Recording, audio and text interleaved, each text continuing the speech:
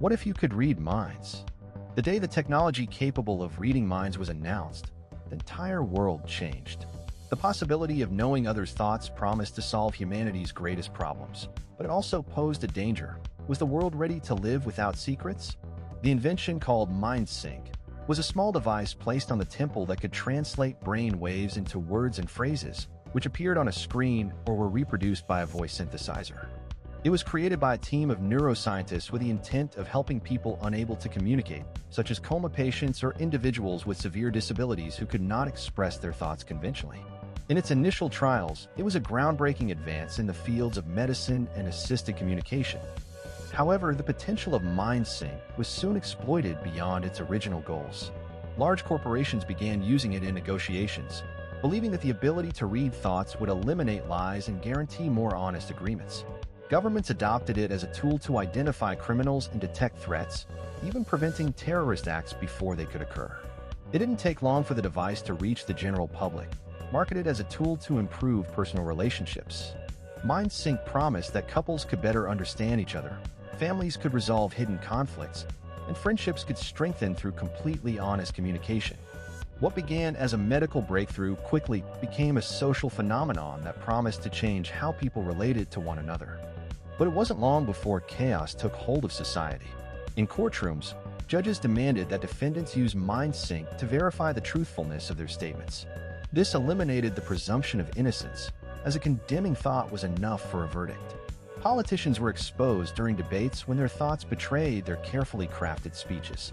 Within families, secrets hidden for years came to light, and many relationships broke down upon discovering infidelities, lies, or unspoken resentments.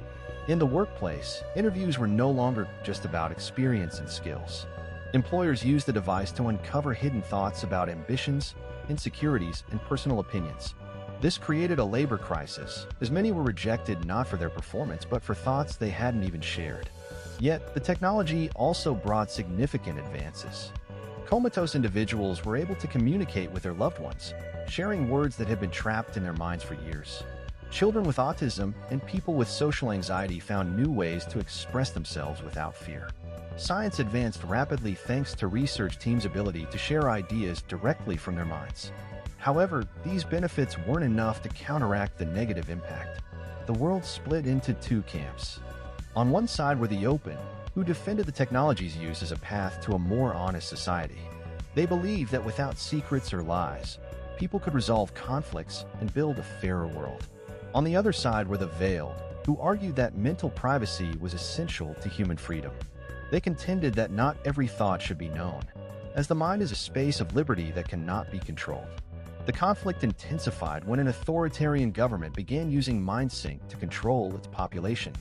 Under the pretext of maintaining national security, citizens were forced to undergo regular mental screenings. Simply thinking about rebellion or criticizing the regime was enough to be arrested. This sparked a wave of protests worldwide, led by the veiled, who saw the device as a tool of oppression.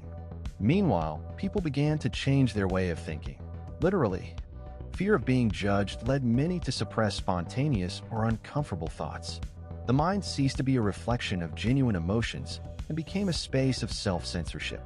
People avoided having negative or risky thoughts, resulting in a loss of creativity and spontaneity.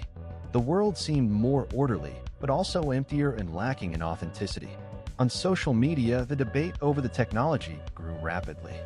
Some called for limiting MindSync's use to medical and legal cases, while others advocated banning it entirely, seeing it as a violation of mental privacy.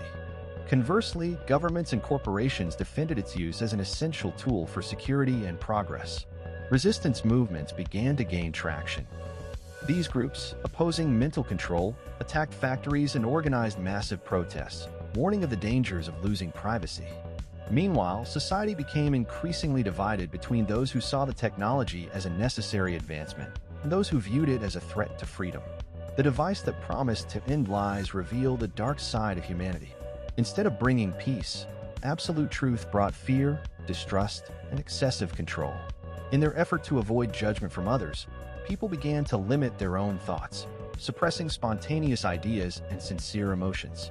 While many believed that the ability to read minds would make society more honest and just, the result was the opposite, a profound loss of what truly makes us human.